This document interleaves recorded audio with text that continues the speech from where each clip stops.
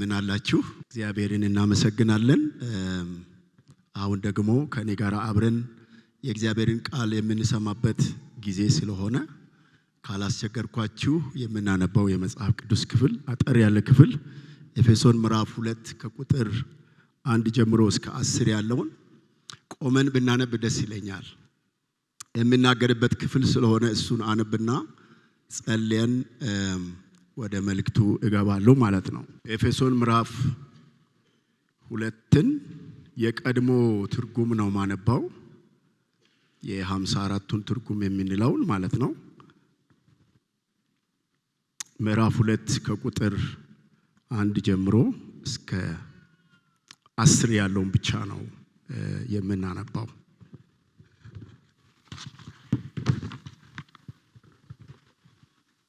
በጌታ በኢየሱስ ስም አነባለሁ። ሁላችሁም ያገኛችሁት እንደሆነ አስባለሁና በበደላችሁና በኃጢአታችሁ ሙታን ነበራችሁ፣ በእነርሱም በዚህ ዓለም እንዳለው ኑሮ በማይታዘዙትም ልጆች ላይ አሁን ለሚሰራው መንፈስ አለቃ እንደሆነው በአየር ላይ ስልጣን እንዳለው አለቃ ፈቃድ በፊት ተመላለሳችሁባቸው። በእነዚህም ልጆች መካከል እኛ ሁላችን ደግሞ የሥጋችንንና የልቦናችንን ፈቃድ ያደረግን በሥጋችን ምኞት በፊት እንኖር ነበርን። እንደ ሌሎቹም ደግሞ ከፍጥረታችን የቁጣ ልጆች ነበርን። ነገር ግን እግዚአብሔር በምሕረቱ ባለጠጋ ስለሆነ ከወደደን ከትልቅ ፍቅሩ የተነሳ በበደላችን ሙታን እንኳን በሆነን ጊዜ ከክርስቶስ ጋር ሕይወት ሰጠን። በጸጋ ድናችኋልና በሚመጡ ዘመናትም በክርስቶስ ኢየሱስ ለኛ ባለው ቸርነት ከሁሉ የሚበልጣውን የጸጋውን ባለጠግነት ያሳይ ዘንድ ከእርሱ ጋር አስነሳን። በክርስቶስ ኢየሱስም በሰማያዊ ስፍራ ከእርሱ ጋር አስቀመጠን።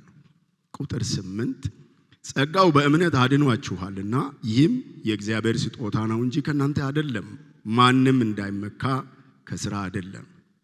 እኛ ፍጥረቱ ነንና እንመላለስበት ዘንድ እግዚአብሔር አስቀድሞ ያዘጋጀውን መልካሙን ሥራ ለማድረግ በክርስቶስ ኢየሱስ ተፈጠረን ይላል። እንጸልይ።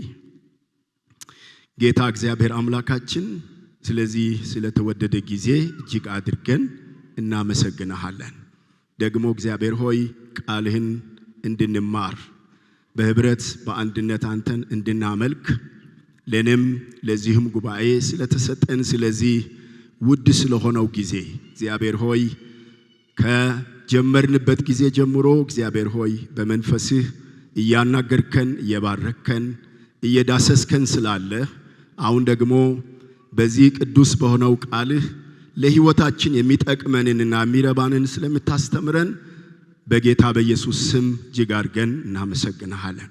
እግዚአብሔር አምላክ ቃልህን እንድትገልጥልን ቃልህን እንድታስተምረን የቃልህ እውነት እንዲበራልን ለሚቀጥለው ሕይወት ዘመን እንዲጠቅመን እግዚአብሔር አምላካችን መኖር እንደሚገባን ደግሞ በመኖር አንተን ማክበር እንድንችል የምንሰማው ቃል ከሕይወታችን ጋር ተዋህዶ እግዚአብሔር ሆይ ብዙ ፍሬ እንዲያፈራ ለተናጋሪውም ለሰሚዎችም ጸጋ እንዲበዛ በጌታ በኢየሱስ ስም እጸልያለሁ። ይህ ሁሉ በሆነ ጊዜ ክብሩ ላንተ ብቻ ይሆን። ጌታ ሆይ ቃልህን እንዳንሰማ ተጽዕኖ የሚያደርግ የሚከለክል እግዚአብሔር ሆይ የጤና ጉድለት ቢሆን ማንኛውም አይነት እግዚአብሔር ሆይ ተጽዕኖ ሕዝብህ በቃልህ እንዳያርፍ ቃልህ በሕዝብህ ሕይወት ውስጥ ፍሬ እንዳያፈራ ሰምተን ከሕይወታችን ጋር እንዳይዋሃድ የሚያደርግ እንቅፋት የሚሆን የትኛውም አይነት የሕዝብ ድካም ቢሆን የኔ ድካም ቢሆን እግዚአብሔር የጠላት ተጽዕኖ ቢሆን በጌታ በኢየሱስ ስም ከዚህ ሕዝብና ከዚህ ጉባኤ ላይ የተነሳ እንዲሆን እጸልያለሁ። ለሁላችንም እግዚአብሔር ሆይ በሙሉ ክብር ተገኝተ ቃልህን እንድትገልጥልን ራሳችንን ጊዜያችንን ለታመኑ እጆችህ አሳልፈን ሰጠን። ስለምትናገረን ደግሞ እናመሰግናለን። በጌታችን በመድኃኒታችን በኢየሱስ ክርስቶስ ስም አሜን። እግዚአብሔር ይባርካችሁ። ቁጭ በሉ፣ ተቀመጡ። አሁን ወደ አነበብኩት ወደዚህ ወደ መጽሐፍ ቅዱስ ክፍል እመለሳለሁ። በተለይ ባለፈው 2 ተከታታይ ሳምንታት የነበረን ሰዎች የኤፌሶንን መጽሐፍ ማጥናት መማር ጀምረናል። ምዕራፍ 1ን በሁለት ከፍለን እንደተማረን ታስታውሳላችሁ። ከምዕራፍ 1 ቁጥር 14 ድረስ ያለውንና ከ15 ወደ 23 ድረስ ያለውን በሁለት ከፍለን ስናይ እንደነበረ ታስታውሳላችሁ። ዛሬ ደግሞ ምዕራፍ 2 የመጀመሪያውን ክፍል ብቻ ነው ከኔ ጋራ አብረን የምናየው። እንዳነበብኩት ከቁጥር 1 ጀምሮ እስከ 10 ያለውን ክፍል ነው የምናየው። ለምናገርበት መልእክት እንደዚሁ አስፈላጊ ስለሆነ ጠቃሚ ሆኖ ስላገኘው በጣም ሁለት ታላላቅ ነገሮችን ወይንም ደግሞ በጣም ትልልቅ የሆኑ እውነቶችን ምናልባትም አንዳንድ ጊዜ እኛ ደጋግፈን እኛ የሆነ ነገር ጨምረን ከለር ጨምረን የማናደርገው የማናተልቀው የማናሰፋው በራሱ ብቻ ሙሉ ሆኖ የቆመ አንድ ትልቅ ነገር ሁለት ትልልቅ ነገሮችን በመግቢያዬ ላይ ማንሳት እፈልጋለሁ። ይሄን ደግሞ መጽሐፍ ቅዱስ በግልጽ ያስተምራል። የኤፌሶንን መጽሐፍ ስናጠና ይሄንን ማሰብ ተገቢ ነው ብዬ አስባለሁ። አንደኛው መጽሐፍ ቅዱስ ሰው ክቡር ነው ይላል። የሰው ክቡርነት በሆኑ ሁኔታዎች ላይ ተደግፎ የሚጨምር የሚያድግ አይደለም። ሰው እግዚአብሔር ሲፈጥረው መጀመሪያ ሰው ክቡር ነው፣ ሰው ትልቅ ነው። ለዚህ መጽሐፍ ቅዱሳችን እግዚአብሔር ሰውን በራሱ መልክና ምሳሌ አምሳል ፈጥሮታል ብሎ ዘፍጥረት ላይ ይናገራል። እና ሰው የከበረው የሆነ ነገር ጨምሮለት የሆነ ነገር ስታተስ ተምሮ አድጎ ሀብት አካብቶ አይደለም። ሰው በእግዚአብሔር ዓይን ሁሉ ጊዜ ትልቅ ነው። ይሄ እውነት ነው። ምንም ነገር ጨምረን ከለር ሰተን የማናሰፋው የራሱ ብቻውን የቆመ እውነት ነው። ሰው በእግዚአብሔር ዓይን የከበረ ነው። ሌላው እግዚአብሔር በክርስቶስ ኢየሱስ የገለጠው መዳን በጣም ትልቅ ነው፣ ወይንም ደግሞ በጣም ውድ ነገር ነው።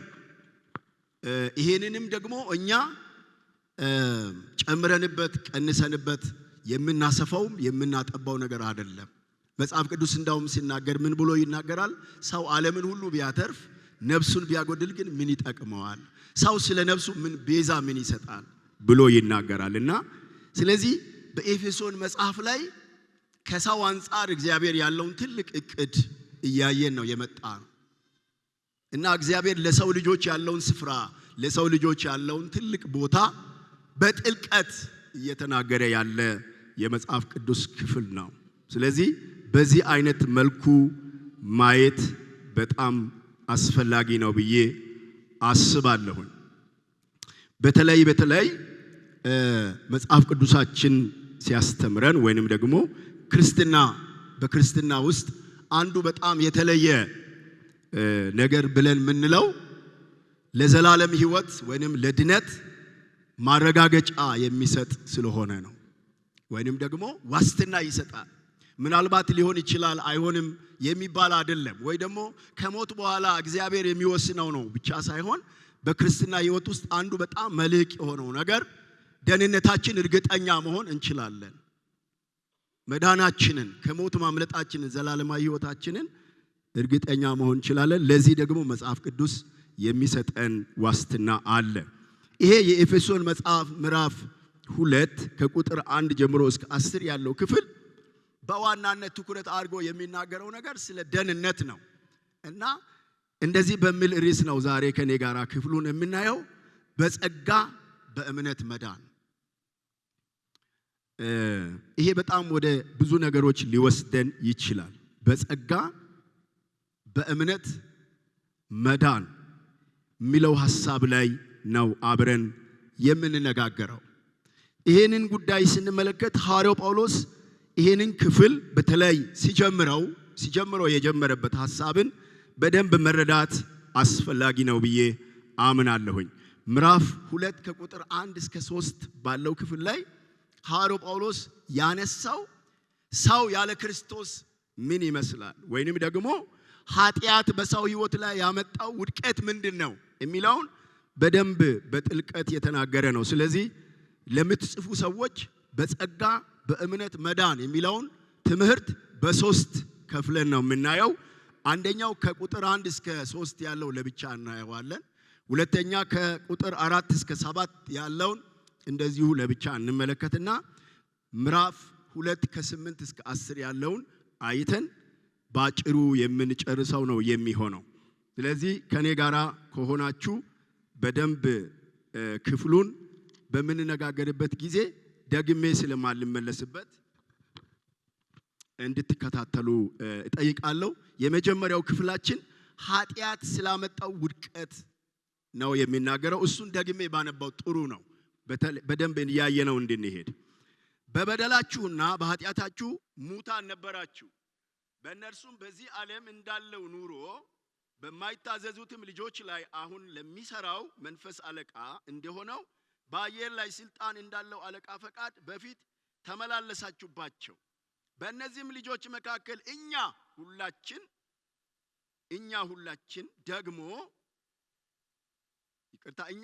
ደግሞ የስጋችንና የልቦናችንን ፈቃድ ያደረገን በስጋችን ምኞት በፊት እንኖር ነበርን፣ እንደ ሌሎችም ደግሞ የቁጣ ልጆች ከፍጥረታችን የቁጣ ልጆች ነበርን ይላል። ይሄ ምዕራፍ 2 ከቁጥር 1 ጀምሮ እስከ 3 ባለው ክፍል ላይ ኃጢአት በሰው ልጆች ላይ ስላመጣው ውድቀት ነው ሐዋርያው ጳውሎስ ለኤፌሶን ሰዎች የጻፈው። ኃጢአት የሚለው ቃል በራሱ በጣም ብዙ ነገር አይመስልም። አንድ ወርድ ነው የሚመስለው፣ ግን ብዙ ፓኬጅ ያለው ነው። እዚህ ቦታ ላይ ጳውሎስ እንደውም በኃጢአትና በበደል ምክንያት ካለ በኋላ ኃጢአትና በደል የሚለው ነገር በሰው ሕይወት ላይ ስላመጣው ውድቀት በጣም በዝርዝር ነው የሚናገረው። ስለዚህ ኃጢአት አንድ ነገር ነው፣ ግን ፓኬጁ በጣም ብዙ ነገር ነው የያዘው። ምናልባት ኃጢአት በሰው ሕይወት ላይ ያመጣው ውድቀት እግዚአብሔር አስቀድሞ ሰውን ሲፈጥር ከነበረው እግዚአብሔር ለሰው ካዘጋጀው ነገር ላይ ለመጉደሉ ዋና ምክንያት እንደሆነ እንመለከታለን። በኃጢአት መውደቃችን ምንድነው ያመጣው? አንዳንድ ትርጉሞች ላይ ስናይ ኃጢአት በጣም ብዙ ትርጉም አለው። ኃጢአት መጉደል ነው ሲባል ሮሜ ምዕራፍ 3 ላይ እንዳለው ሐሳብ እግዚአብሔር ዘላለማዊ ካለው እግዚአብሔር ለሰው ልጅ ካዘጋጀው ከእግዚአብሔር ክብር ያጎድላል። ይሄ በጣም ከባድ ሎስ ነው። እሱ ብቻ አይደለም፣ ኃጢአት መቆሸሽ ነው። ኃጢአት እግዚአብሔር እንድንኖርበት ከሚፈልገው ንጽህና ምን ማድረግ ነው? መቆሸሽ ነው። ኃጢአት ኢላማ መሳት ነው፣ ወይንም ደግሞ እግዚአብሔር እንድናደርገው ከሚፈልገው ከእግዚአብሔር ዓላማ ውጪ መኖር ነው ኃጢአት። እሱ ብቻ አይደለም፣ ኃጢአት አመጽ ነው። ከእግዚአብሔር ጋር የሰውን የሚያጣላ ነው። በእግዚአብሔር እቅድ ላይ፣ በእግዚአብሔር ፕሮግራም ላይ፣ በእግዚአብሔር እውነት ላይ የሚያምጽ ነው ኃጢአት። አመጽ ነው።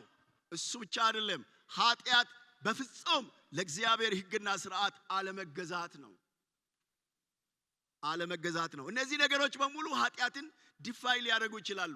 ታዲያ ይሄ ኃጢአት በሰው ሕይወት ላይ ምን አመጣ ለሚለው ጳውሎስ ኃጢአት ያመጣውን ውድቀት በዝርዝር ሲናገር በጣም ከባባድ ነገሮችን ያነሳቸዋል። አንደኛ የሚያነሳው ኃጢአት በሰው ሕይወት ላይ መንፈሳዊ ሞት አምጥቷል። መንፈሳዊ ሞት ካለ የሥጋ ሞት አለ። እሱ ብቻ አይደለም፣ ሥጋዊው ሞት የመጣው በኃጢአት ነው። በእርግጥ ግን በዚህ ቦታ ላይ ሐዋርያው ጳውሎስ የሚዘረዝረው ስለ መንፈሳዊ ሞት ነው። መንፈሳዊ ሞት ምን አይነት ሞት ነው? ሰው በኃጢአት ሲሆን ከእግዚአብሔር የተለየ ይሆናል። በሁለቱም ትርጉም ኃጢአት መለየት ነው። በሥጋ ከሄድን ኃጢአት ነፍስን ከሥጋ የሚለይ ነገር ነው። ጉዳት አለው ወይ? አዎ በጣም ጉዳት አለው። ሰው ምናልባትም በጣም መልመድ ያልቻለው ቀላል ነገር ነው ብሎ መቁጠር ያልቻለው በየትኛውም ደረጃ ላይ ሰው አጥንቶ እዛ ደረጃ ላይ ደርሶ አይ ኃጢአት ቀላል ነው ሞት በጣም ቀላል ነገር ነው ማለት ያልቻለው እስካሁን ድረስ ሰውን የሚያስፈራራ ኃጢአት ሞት ነው። ሞትን ማይፈራ ሰው የለም። ይሄ የመጣው በኃጢአት ምክንያት ነው። ነገር ግን ከዚያ የከፋ ደግሞ ኃጢአት አለ። ያ ምን አይነት ኃጢአት ነው? በእግዚአብሔርና በሰው መካከል ያለውን ግንኙነት ማቋረጥ፣ ሰው በመንፈሱ የሞተ እንዲሆን የሚያደርግ፣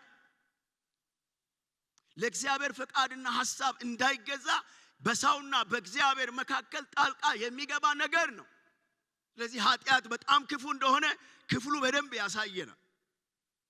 ኃጢአት ላይ ማንም ሰው ኃጢአት ላይ እንዳይቀልድ የሚያደርግ ይሄ ኃጢአት ወገኖቼ ከመዳናችንም በፊት ከመዳናችንም በኋላ ከባድ ነው።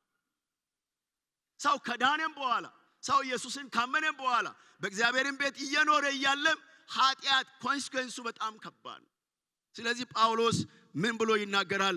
መንፈሳዊ ሞት አምጥቷል ብሎ ይናገራል። ይሄ ብቻ አይደለም፣ ኃጢአት ሰውን የሰይጣን ባሪያ አድርጓል። ማንም ሰው በፈቃዱ ለሰይጣን መገዛት የሚፈልግ የለም። እኔ ደግሞ የሰይጣን አገልጋይ ነኝ ብሎ ደግሞ በጣም በድፍረትም በትምክህትም መናገር የሚችል ሰው የለም። ነገር ግን ለእግዚአብሔር የማይገዛውን ዓለም የሚገዛው ሰይጣን ነው። ለእግዚአብሔር የማይገዛውን ሕይወት የሚገዛው ሰይጣን ነው። ስለዚህ ሰው በፈቃዱም ሆነ አለፈቃዱ ለሰይጣን ተገዢ ሆነ። በኃጢአት ምክንያት ኃጢአት ይሄንን አምጥቷል። ኃጢአት ሰውን የሰይጣን ባሪያ እንዲሆን፣ አገልጋይ እንዲሆን፣ ፈቃዱን የሚፈጽም እንዲሆን አድርጎታል። ምናልባት ብዙ ሰዎች ዛሬ የሚያደርጉትን ነገር በፈቃዳቸው፣ በፍላጎታቸው፣ በእውቀታቸው የሚያደርጉ ሊመስላቸው ይችላል። ነገር ግን የአመጽ አስተባባሪ ከጀርባቸው ሆኖ የሚሰራው ሰይጣን ነው። ጦርነትን፣ ሞትን፣ ግጭትን፣ ክፋትን፣ አመጽን በሰው ላይ የሚያነሳሳው ሰይጣን ነው። ስለዚህ ያለ ክርስቶስ የሆነውን ዓለም የሚገዛው ሰይጣን እንደሆነ ጳውሎስ በዚህ ቦታ ላይ ተናግሯል። ይሄ ብቻ አይደለም። ሰው የሥጋ ባሪያ፣ የምኞቱ ባሪያ፣ የፍላጎቱ ባሪያ ሆኖ የእግዚአብሔርን ደስታ እንዳይመርጥ አድርጎታል። ስለዚህ ኃጢአት ሰውን የራሱ ባሪያ ደግሞ አድርጎታል። የሰይጣን ብቻ አይደለም፣ የራሱ ባሪያ፣ የፍላጎቱ ባሪያ፣ የምኞቱ ባሪያ አድርጎታል። ለምን? ሰው የተፈጠረው ለእግዚአብሔር ክብር ነው። እግዚአብሔርን ደስታ መምረጥ እንዲችል ነው። ግን ኃጢአት ምን አድርጎታል? የራሱ ባሪያ አድርጎታል። ሰው የራሱ ምኞት፣ የራሱ ፍላጎት፣ የራሱን ፈቃድ የሚፈልግ ራሱን የሚያስቀድም አድርጎታል። ይህ ደግሞ በሮሜ ትምህርት መሰረት ከእግዚአብሔር ጋር ጥለኛ እንደሆነ ያደርጋል። ሰው ይሄን ዓለም ከወደደ ሰው በስጋው እግዚአብሔርን ደስ ማሰኘት ስለማይችል በስጋ ያሉት እግዚአብሔርን ደስ ማሰኘት ብቻ አይደለም መታዘዝ መገዛት አይችሉምና ይልና ጳውሎስ ምን ይላል? ከእግዚአብሔር ጋር ጥለኛ ያደርጋል ይላል። ኃጢአት ሰው ከእግዚአብሔር ጋር የተጣላ ያደርጋል። ያን ጊዜ ምን ይሆናል? ሰው የራሱ ባሪያ ይሆናል። የምኞቱ ባሪያ ይሆናል። የስጋው ፍላጎት ባሪያ ይሆናል። ስጋችን ደግሞ የጽድቅ ተገዢ ሳይሆን የኃጢአት ተገዢ ነው። ጳውሎስ እንደዚህ ብሏል፣ እኔ እኮ በውስጥ ሕግ ለእግዚአብሔር ሕግ ሊገዛ እፈልጋለሁ፣ ሌላ ደግሞ ሕግ ያለው እሱ ደግሞ የኃጢአት ሕግ ይባላል። ለዚህ ለሞት ከተሰጠው ስጋ ማን ይለየኛል ብሎ ያለው ስጋችን ሁሉ ጊዜ የኃጢአት ወዳጅ ነው። በቀላሉ ኃጢአት ማድረግ የሚችል ለጽድቅ ከመጨከን የበለጠ ለኃጢአት የቀረበ እንደሆነ እናያለን። ስለዚህ የስጋችን ባሪያ አድርጓል ኃጢአት። እሱ ብቻ አይደለም፣ ሌላው የሚናገረው ይሄ ኃጢአት በሰዎች ላይ የእግዚአብሔርን የቁጣ ፍርድ አምጥቷል። ሰው ሁሉ ይሄ በጣም ዩኒቨርሳል የሆነ እውነት ነው። ማንም ሰው ከዚህ ውጪ አይደለም። ሰው ሆኖ የተፈጠረ የአዳም ዘር የሆነ ስጋ የለበሰ ሃይማኖት ያለው ሃይማኖት የሌለው የተማረ ያልተማረ ድሃ ሀብታም ነጭ ጥቁር ሳይለይ ይሄ በሁሉ ሰው ላይ እውነት ነው። እንዴት ነው እውነት የሆነው? ኃጢአት በሰዎች ላይ የእግዚአብሔርን ቁጣ አምጥቷል። የእግዚአብሔር ቁጣ ፍርድ በሰዎች ሁሉ ላይ እንዲሆን አድርጓል። እንዳውም ዮሐንስ እጽፍ ምን ብሎ ጻፈ? ዮሐንስ ወንጌል ምዕራፍ 3 ቁጥር 36 ላይ ያለ ክርስቶስ ሰው የማያምን ያለ ክርስቶስ የሆኑ ሰዎች የእግዚአብሔር ቁጣ በላያቸው ላይ ይሆናል እንጂ ሕይወት ወደፊት አያዩ ብሎ ጽፏል ማለት ነው።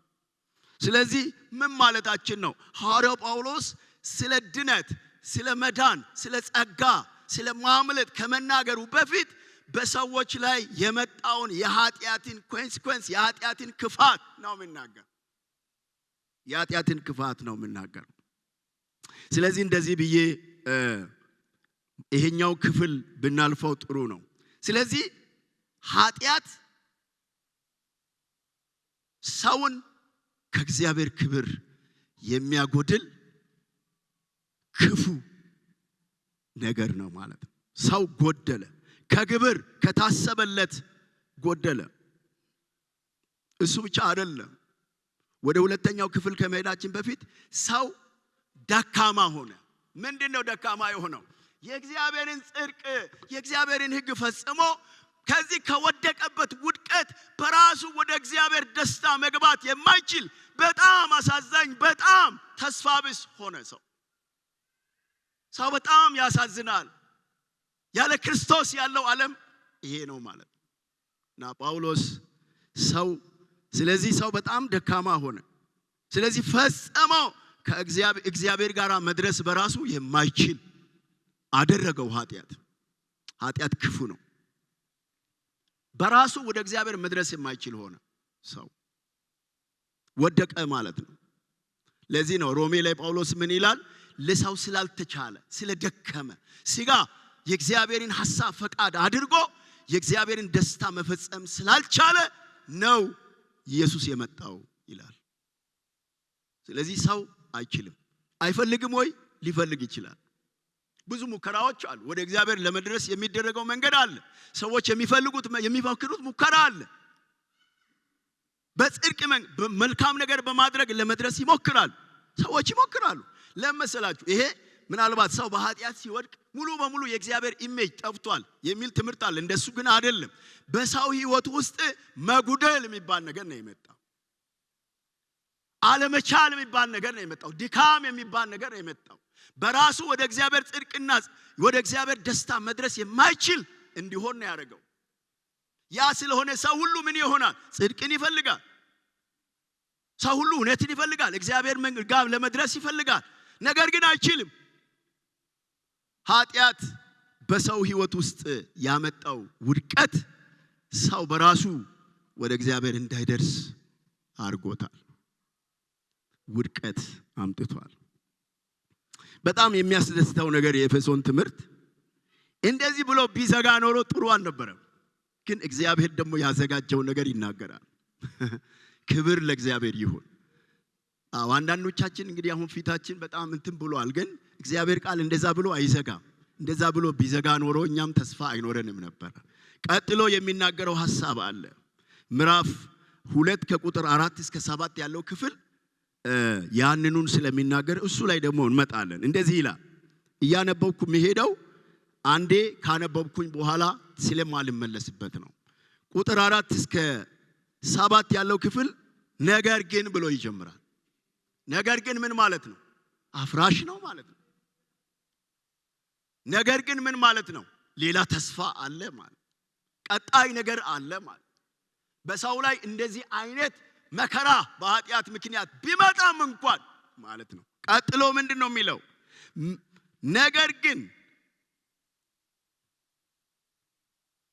ነገር ግን እግዚአብሔር በምህረቱ ባለጠጋ ስለሆነ ከወደደን ከትልቅ ፍቅሩ የተነሳ ቀጥሎ 5 ላይ የሚለው በበደላችን ሙታን እንኳን በሆነን ጊዜ። አያችሁ፣ ምንም እንኳን ይሄ እውነት ቢሆንም፣ ምንም እንኳን ሰው ሁሉ ከዚህ በታች ቢሆንም፣ ምንም እንኳን አንድ ሰው እግዚአብሔርን በማስደሰት የእግዚአብሔርን ሕግና ሥርዓት ፈጽሞ የተገኘ ሰው ባይኖርም፣ ሁሉም ሰው ኃጢአተኛ ቢሆንም፣ ነገር ግን እግዚአብሔር በምህረቱ ባለጸጋ ስለሆነ ከወደደን ከትልቅ ፍቅሩ የተነሳ በኃጢአታችን ሙታን በሆነን ጊዜ ከክርስቶስ ጋር ሕይወትን ሰጠን። ኢየሱስ ጌታ ነው። ይሄ ምን ስብከት ያስፈልገዋል? ሕይወት ሰጠን ካለ በኋላ ቀጥሎ የሚለው ነገር አለ። በጸጋ ድናችኋልና በሚመጡ ዘመናትም በክርስቶስ ኢየሱስ ለኛ ባለው ቸርነት ከሁሉ የሚበልጣውን የጸጋውን ባለጠግነት ያሳይ ዘንድ ከእርሱ ጋር አስነሳን። በክርስቶስ ኢየሱስም በሰማያዊ ስፍራ ከእርሱ ጋር አስቀመጠ ይላል። ይሄኛው ሁለተኛውን ምንድነው የሰጠነው ርዕስ እንደዚህ የሚል ነው። በክርስቶስ የተገለጠው የእግዚአብሔር ፍቅርና ምህረት እሱን ነው የሚናገረው። ለዚህ ኃጢአተኛ ሰው፣ ለዚህ በደለኛ ሰው፣ ለዚህ ለወደቀው ሰው እግዚአብሔር ምንድነው ያዘጋጀው? በክርስቶስ በዚህ በኤፌሶን መጽሐፍ ላይ ደጋግሞ የሚናገረው በክርስቶስ ነው የሚለው። በስራ አይደለም፣ በአቅም አይደለም፣ በጽድቅ በራሳችን ጉልበት አይደለም። በክርስቶስ ምን ተዘጋጀ? ሕይወት ነው የተዘጋጀው። ሞቶ ለነበረው ሰው፣ ፍርድ የሚጠብቀው ሰው፣ እግዚአብሔር ቁጣ በላዩ ላይ የተደረገ ሰው ምን ሆነ? አመለጠ። እንዴት አመለጠ? በክርስቶስ ነው። በክርስቶስ በክርስቶስ ነው። እና በክርስቶስ ስለተገለጠው ነገር ሲናገር በዚህ ክፍል ላይ በጣም የሚገርሙ ነገሮችን ይናገራል። ወገኖቼ ድነት ማለት ወይንም ደግሞ የዘላለም ሕይወት ማግኘት ማለት አንድ ነገር ብቻ አይደለም። ልክ ሞት ፓኬጅ እንደሆነ ድነትም በጣም ብዙ ፓኬጅ ነው ያለው። በጣም ብዙ ነገር ነው ውስጡ ያለው። ከሞት ማምለጥ ብቻ አይደለም፣ የእግዚአብሔር ልጅነት ስልጣን ማግኘት ነው። እሱ ብቻ አይደለም፣ የዘላለምን ደስታ የምንወርስ ሰዎች እንድንሆን ማድረግ ነው። ከሰይጣን ተገዥነት ባርነት ነፃ መውጣት ማለት ነው። ከራሳችንም እስራት ከራሳችንም ባርነት ነፃ መውጣት ማለት ነው። ወገኖቼ ድነት አንድ ነገር ብቻ አይደለም፣ ብዙ ነፃነት፣ ብዙ ክብር፣ ብዙ ደስታ ያለበት ጉዳይ ነው። በኢየሱስ የሆነው ነገር ቅድም እንደነገርኳችሁ እንቁ ነው፣ ውድ ነው። አንድ ሰው ስለ ድነቱ በጣም እርግጠኛ ካልሆነ በምንም አይነት መንገድ በዚህ በመንፈሳዊው ዓለም ላይ ያለው ደስታ ሙሉ መካፈል አይችልም። እሱ ብቻ አይደለም፣ ለእግዚአብሔርም እንደሚገባ መኖር አይችልም። ክርስቲያናዊ ኃላፊነት መወጣት አይችልም። ድነታችንን በትክክል መረዳት በጣም ወሳኝ ነገር ነው። ዝም ብለን ከአንድ ካምፕ ወደ አንድ ካምፕ አልመጣንም። ስራ ነው የተሰራው። ቅድም እንደዘመር ነው ስራ ተሰርቷል። እግዚአብሔር ይባረክ። እስቲ ስራ ተሰርቷል በሉ። ተሰርቷል። ያለቀ ነገር ነው የምናወራው። በጣም ደስ የሚለው ነገር ጳውሎስ የመጀመሪያ ኃጢአትን ሲዘረዝር ምን እያለ ነው የሚናገረው? ነበርን ነው ብለው። ለምንድን ነው ነበር ያለው? እነዚህ የኤፌሶን ሰዎች በኢየሱስ ክርስቶስ አምነው የዳኑ ሰዎች ናቸው። ወንጌል የገባቸው ሰዎች ናቸው። ድካም ሊኖርባቸው ይችላል ወይ? የስ ይኖርባቸዋል። ነገር ግን እግዚአብሔር በምህረቱ ባለጸግነት መርጧቸዋል። የኃጢአታቸውን ዕዳ ተከፍሎላቸዋል። በደላቸው ይቅር ተብሎላቸዋል። ስለዚህ አለፈ ነበራችሁ ብሎ ነው የሚናገረው። ስለዚህ የድነት የሕይወት የዘላለም ደስታ መነሻው ወገኖቼ የኛ ፍላጎት አይደለም። አንዳንድ ሰው ጌታ አገኘኝ ማለት ነው ልክ ይላል። አንዳንድ ሰው ደግሞ ጌታን አገኘው። የትኛውም ትክክል እንደሆነ ባላውቅም ግን ሁለቱም አንድ አይነት ነገር ይመስለኛል። ለማስተላለፍ የፈለግነው መዳናችንን ነው አይደለም? ጌታ አገኘኝ ብንል ይሻላል የሚሉ አሉ። ምክንያቱም ኢኒሼቲቭ ራሱ የእግዚአብሔር ነው። ሰው ደህንነት የሚባለው ነገር ለማግኘት እድል ያገኘው በራሱ በእግዚአብሔር ፍላጎት ነው። ይሄ ክፍል የሚናገረው እንደው እግዚአብሔር ጥልቅ የሆነ ፍቅር ለሰው አለ። ለወደቀው ሰው፣ ለጠፋው ሰው፣ ለሞተው ሰው፣ አመፀኛ ለሆነው ሰው፣ ለማይገዛው ሰው እግዚአብሔር ምን አድርጓል? ጥልቅ የሆነ ፍቅር። ፍቅሩ ዝም ብሎ በቃል ነው ወይ? አይደለም። በመስቀል ላይ አንድ ልጁን እስኪሰጥ ድረስ የተገለጠ በስራ የታወቀ ፍቅር ለሰው ልጆች ሁሉ እግዚአብሔር አለው። ጥቂት ሰው ነው አሜን ያለው። ይሄ ፍቅር የእግዚአብሔር ፍቅር የድነታችን ወደ እግዚአብሔር የመምጣታችን የማምለጣችን መነሻው የእግዚአብሔር ፍቅር ነው። ምክንያት የሌለው መነሻ የሌለው ቅድመ ሁኔታ የሌለው የራሱ የእግዚአብሔር ብቻ የሆነ ሰው ሊጋራው የማይችለው ፍቅር ለሰው ልጆች በመስቀል ላይ ልጁን አሳልፎ እስከ መስጠት ድረስ ዋጋ ያስከፈለ ፍቅር እግዚአብሔር ለሰው ልጆች ሁሉ አለው። እግዚአብሔር ይመስገን። እግዚአብሔር ይመስገን።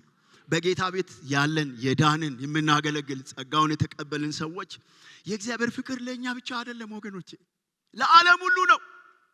እግዚአብሔር ልጁን የሰጠው ለኃጢአተኛው ዓለም ሁሉ ነው። ሰው ሁሉ በእርሱ እንዲድን እግዚአብሔር ልጁን ወደዚህ ምድር ልኳል ይላል መጽሐፍ ቅዱስ። ስለዚህ የእግዚአብሔር ፍቅር ነው። እንደገናም ደግሞ እንደ አስቻይ ሁኔታ የጠቀሰው የእግዚአብሔር የምህረቱ ባለጠግነት ነው ይላል። እግዚአብሔር ይባረክ። እግዚአብሔር ምህረት ሰፊ ነው አይደለም እንዴ? አዎ። እኛ እኮ ገደብ አለን። ሰውን ስንምር ራሱ ሰው ገደብ አለው። እስከዚህ ድረስ በጣም ስትረች አድርገን እንኳን ቢሆን የሆነ ቦታ ላይ የሰው ነገር ሊሚቴሽን አለ። ዛሬ በጌታ ካመነን በኋላ ከዳነን በኋላ እንኳን በእግዚአብሔር ቤት የምንኖረው የእግዚአብሔር ምህረቱ ባለጠግነት ነው። ሰፊ ስለሆነ ሰው ይቅር የማይለውን እግዚአብሔር ይቅር ይላል። ሰው የማይቀበለውን እግዚአብሔር ይቀበላል። ስለዚህ የእግዚአብሔር ምህረትና ፍቅሩ ርህራሄው እግዚአብሔር ድነትን ይዞ ወደ ሰው እንዲመጣ አደረገው። ኢየሱስ ክርስቶስን አሳልፎ እንዲሰጥ አደረገው። በድነት ውስጥ ከሚጠበቁ ነገሮች ሁለቱን በተለይ ይሄ የኤፌሶን መጽሐፍ በጣም በተደጋጋሚ ያነሳል። መጨረሻ ላይ አነሳለሁ ቁጥር 10 ላይ ግን ቁጥር በዚህ በመጀመሪያው ክፍል ላይ የሚያነሳውን ሐሳብ አንስቼ ማለፍ እፈልጋለሁ። እሱን አነሳና ወደሚቀጥለው አልፋለሁ። እዚህ ላይ የሚያነሳው ሐሳብ አለ። ምንድነው የሚለው? ከክርስቶስ ጋር ሕይወት ሰጠን ካለ በኋላ በጸጋ ድናችኋልና በሚመጡ ዘመናትም በክርስቶስ ኢየሱስ በደንብ ስሙ። በክርስቶስ ኢየሱስ ለኛ ባለው ቸርነት ከሁሉ የሚበልጣውን የጸጋውን ባለጠግነት ያሳይ ዘንድ ከእርሱ ጋር አስነሳን። በክርስቶስ ኢየሱስም በሰማያዊ ስፍራ ከእርሱ ጋር አስቀመጠን ይላል። እዚህ ቦታ ላይ በጣም የሚገርም ነገር ነው የሚናገረው ጳውሎስ። የሚናገረው ነገር ይህንን በጣም ጥልቅ የሆነ ፍቅርና ምህረት ለሰው ልጆች እግዚአብሔር ለምንድነው የገለጠው ብሎ ሲባል የጸጋው ባለጠግነት እንዲመሰገን ነው ይላል። በሁለት መንገድ ነው የጸጋው ባለጠግነት የሚመሰገነው ብዬ አስባለሁ። በኋላ መጨረሻ ላይ የሚያነሳውን ሐሳብ አነሳለሁ። አንደኛውና የመጀመሪያው ለማይገባው ሰው በተሰጠው ምህረትና የዘላለም ክብር እግዚአብሔር ይመሰገናል። ማንም ሰው በእግዚአብሔር ቤት ውስጥ ሲያገለግል ሲኖር እኔ የተገባኝ ስለሆነው ነው የዳንኩት፣ የኔ ባክግራውንድ ጥሩ ስለሆነ ነው ማለት የሚችል ሰው የለም። በእኔ መዳን ምክንያት ሰው ምን ያደርጋል? እግዚአብሔርን ያመሰግናል። ለማይገባው ሰው፣ ፍርድ ለሚገባው ሰው፣ ኃጢአተኛ ለሆነ ሰው፣ ሞት ለተፈረደበት ሰው እግዚአብሔር በመስቀል ላይ የገለጠው ፍቅር በጣም ድንቅ ነው። ስለዚህ እግዚአብሔር ምን ይሆናል? ይመሰገናል። ይሄ ጸጋው ያደረገው ነገር ስለሆነ የእግዚአብሔር የጸጋው ባለጠግነት እንዲመሰገን አሜን። ክብር ለእግዚአብሔር ይሁን። እስቲ የማይገባኝን እኔን አድኖኛል የሚል ሰው አለ? የተገባኝ ሆኖ አይደለም። እግዚአብሔር በምህረቱ፣ እግዚአብሔር በፍቅሩ፣ እግዚአብሔር በቸርነቱ ሃሌሉያ የተገባን ሆኖ አይደለም። በዚህ እግዚአብሔር ምን ይሆናል? ይመሰገናል። ሃሌሉያ። ጠዋት ይመሰገናል፣ ማታ ይመሰገናል፣ ያየ ሁሉ ይመሰገናል። እግዚአብሔር በምህረቱ ባለጸጋ ስለሆነ ይሄ የእግዚአብሔር ባለጸግነት ይመሰገናል። ሌላው በሁለተኛ ደረጃ እግዚአብሔር የጸጋው ባለጸግነት እንዴት ነው የሚመሰገነው ካላችሁ፣ ቅድም ያልነው የወደቀው ሰው፣ መልካም ማድረግ ያቃተው ሰው፣ ወደ እግዚአብሔር መድረስ ያልቻለው ሰው፣ እግዚአብሔር ጋር ህብረት ማድረግ ያልቻለው ሰው ምን በመሆኑ በተለወጠ ህይወት በእግዚአብሔር ጸጋ ተደግፎ በዚህ ዓለም ላይ በተለየ ኑሮ መኖር ሲጀምር እግዚአብሔር ይመሰገናል። የሱ አይደለም፣ ያንተ አይደለም፣ ያንቺ አይደለም፣ የእግዚአብሔር ጸጋ በመሆኑ የምትኖረው ኑሮ እግዚአብሔር ይመሰገናል። በተለወጠ በክርስቲያናዊ ኑሮ ስንመላለስ እግዚአብሔር ይመሰገናል። የጸጋው ባለጠግነት እሱ ነው። ያልቻለውን ያስቻለ፣ ያልኖረውን ያኖረ አሜን። በዚህ ይመሰገናል። ስለዚህ ጳውሎስ ምን ብሎ ይደመድማል? ሁለተኛው ክፍል ላይ ይሄ የሆነው የእግዚአብሔር የጸጋ ባለጸግነት እንዲመሰገን ነው። ይሄንንም እንድናስብ ያስፈልጋል። የዳነው ለኛ ደስታ ብቻ አይደለም፣ የጸጋውን ባለጸግነት እንዲመሰገን ነው። የጸጋው ባለጸግነት በእግዚአብሔር በተገለጠው ፍቅርና በምንኖረው በተለወጠ ህይወት ይገለጣል። ሶስተኛውን ሐሳብ ተናግሬ ይጨርሳለሁ። ሶስተኛው ሐሳብ ምዕራፍ 2 ቁጥር 8 እስከ 10 ያለውን አነባለሁ። ጸጋው በእምነት አድኗችኋልና ይህም የእግዚአብሔር ስጦታ ነው እንጂ ከናንተ አይደለም፣ ማንም እንዳይመካ ከሥራ አይደለም። እኛ ፍጥረቱ ነንና እንመላለስበት ዘንድ እግዚአብሔር አስቀድሞ ያዘጋጀውን መልካሙን ሥራ ለማድረግ በክርስቶስ ተፈጠረን ይላል። እግዚአብሔር ይመስገን። ስለዚህ ይሄኛውን ክፍል ደግሞ ድነት የሚገኘው ወይንም ደግሞ ድነት የእግዚአብሔር ስጦታ እንጂ የሥራ ውጤት አይደለም ይላል ጳውሎስ። በቃ ይሄን ተናግሬ ጨርሳለሁ። ጸልያ ምንድነው የሚለው? ድነት የሰው የሥራ ውጤት አይደለም ወገኖቼ። የሰው ደህንነት፣ የሰው ዘላለማዊ ሕይወት ከኃጢአት ማምለጥ መሰረት የሚያደርገው ሥራ አይደለም። አንዳንድ ጊዜ ሥራና ጸጋ ሊቀላቀልብን ይችላል። እሱ ላይ ትንሽ እናገራለሁ። ምንድነው የሚለው? ሰው ለመዳን፣ ሰው ዘላለማዊ ሕይወት ለማግኘት፣ ሰው የኃጢአት ይቅርታ ለማግኘት መስራት አይደለም ያለበት፣ መቀበል ነው ያለበት። ምንድነው የሚቀበለው? የተሰራውን ነው የሚቀበለው። የተሰራው ለምንድነው የሚለው? ማንም ሰው እንዳይመካ ይላል ጳውሎስ። ማንም ሰው እንዳይመካ ከሥራ አይደለም። የሚመካ ካለ በማን ነው የሚመካው? በተገለጠው በእግዚአብሔር ጸጋ ነው የሚመካው እንጂ ማንም ትምክህት የሚባል ነገር የለም። ለምንድነው? ዘላለማዊ ሕይወት የሚባለው ነገር በሥራ አልመጣም። መሰረት ያደረገው ሥራ አይደለም። የቆመው በሥራ አይደለም። ሮሜ ላይ እንደዚህ ነው የሚለው፣ እግዚአብሔር በክርስቶስ ኢየሱስ የሚገኝ ሆኖ ሆኖ አድርጎ አቁሞታል ይላል። ጽድቅን እግዚአብሔር ሰርቷል። የኛ ድርሻ ምንድነው? መቀበል ነው። ለዚህ ነው ሪሰን በጸጋ በእምነት መዳን ያልኩት። በጸጋ በእምነት ነው የሚዳነው። ይሄን ካለ በኋላ ግን ሁለተኛውን በድነታችን ውስጥ ያለውን ሁለተኛውን ሐሳብ ሲናገር በዚህ ቦታ ላይ ምን ይላል? እኛ ፍጥረቱ ነንና አስቀድሞ እግዚአብሔር ያዘጋጀውን መልካም ሥራ ልንሰራ በክርስቶስ ምን ሆነናል ይላል? ተፈጥረናል። እዚህ ላይ በጣም ልብ እንድንለው የሚፈልገው ነገር እኛ በእግዚአብሔር ቤት ውስጥ ለምናደርገው መልካም ሥራ አስበን አቅደን ይሄኛው ይሻል ይሁን ይሄኛው አይሻል ይሁን ብለን የምናደርገው ብቻ አይደለም። እግዚአብሔር ምን አድርጓል? አስቀድሞ በልጁ በክርስቶስ ኢየሱስ እንድንኖርበት እንድናደርገው የሚፈልገው ነገር ገልጿል። አስቀድሞ ያዘጋጀው ሥራ አለ። ያንን ሥራ በመስራት እግዚአብሔር ደግሞ እንድናከብረው ይፈልጋል። ድነታችን ሁለት ነገር ነው። የጸጋው ባለጸግነት እንዲመሰገን ነው። መልካም ሥራ ደግሞ እንድንሰራ ነው። እየሰማችሁ ነው? መልካም ሥራ ደግሞ እንድንሰራ ተጠርተናል። መልካም ሥራ የምንሰራው ለመዳን አይደለም። ሰው ለመዳን መልካም ሥራ ሊሰራ አይችልም። ይሄ ቢሆን ኖሮ ኢየሱስ ባልሞተም ነበረ። መስቀል ላይ መሞት አያስፈልገውም ነበር። ሰው በሥራው መዳን ስላልቻለ እግዚአብሔር አንድያ ልጁን ልኮ ሥራችንን ሰርቷል። ስለዚህ ጳውሎስ ምን ይላል? በጸጋ ድናችኋል፣ ማንም እንዳይመካ ከሥራ አይደለም። ነገር ግን ታዲያ እግዚአብሔር ምንም ዓላማ የለውም ወይ ካላችሁ የጸጋው ባለጠግነት እንዲመሰገን ብቻ ሳይሆን እናንተ ደግሞ መልካም ሥራ እንድትሰሩ። ይሄንን መልካም ሥራ ሁሉ እኔ መዘርዘር አልችልም። በእግዚአብሔር ቤት ውስጥ ወገኖቼ የምንኖረው ንጽህና ሕይወት ራሱ መልካም ሥራ ነው። መልካም ሥራ ነው። በእግዚአብሔር ቤት ውስጥ ለእግዚአብሔር ክብር በሚሆነው ነገር ሁሉ መሳተፍ በራሱ መልካም ሥራ ነው። መልካም ሥራ እንደውም ሮሜ በዚህ ኤፌሶን ምዕራፍ 1 ላይ እግዚአብሔር አስቀድሞ ዓለም ሳይፈጠር በፊቱ አለነውር ቅዱሳን ሆነን እንድንኖር አስቀድሞ ነው የወሰነው ይላል። ያንን መልካም ሥራ መስራት የኛ ድርሻ፣ ለሌላው ሰው መኖር የኛ ድርሻ ነው። ሼር ማድረግ፣ መካፈል፣ ያለንን ነገር ማካፈል፣ መልካም ሥራ መስራት ለድነታችን ሳይሆን የዳነ ሰው የሚጠበቅበት ኃላፊነት ነው። ስለዚህ እኛ በጸጋ ድነናል።